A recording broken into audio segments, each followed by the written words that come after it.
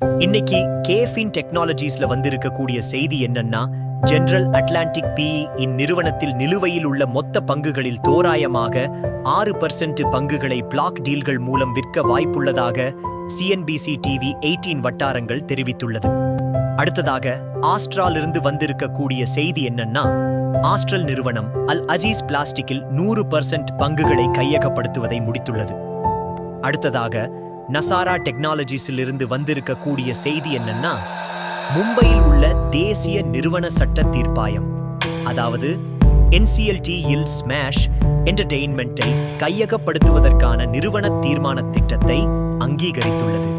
அடுத்ததாக சுவென் பார்மசியூட்டிகல்ஸில் இருந்து வந்திருக்கக்கூடிய செய்தி என்னன்னா, இந்நிறுவனம் தனது பெயரை சுவென் பார்மசியூட்டிகல்ஸ் என்பதிலிருந்து கோஹான்ஸ் லைஃப் சயின்சஸ் என மாற்றியுள்ளது.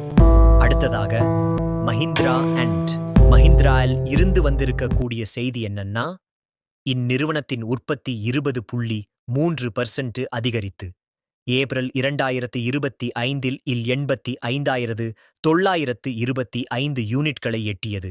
இதுவே முந்தைய ஆண்டு இதே மாதத்தில் 71,445 யூனிட்களாக இருந்தது.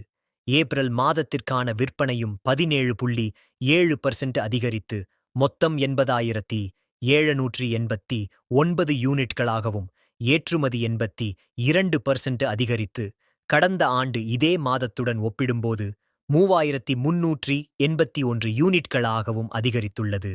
மேலும் இதுபோன்ற பயனுள்ள தகவல்களுக்கு சப்ஸ்கிரைப் செய்யவும், பயனுள்ளதாக இருந்தால் லைக் செய்யவும், உங்கள் கருத்துக்களை காமெண்ட் செய்யவும். நன்றி.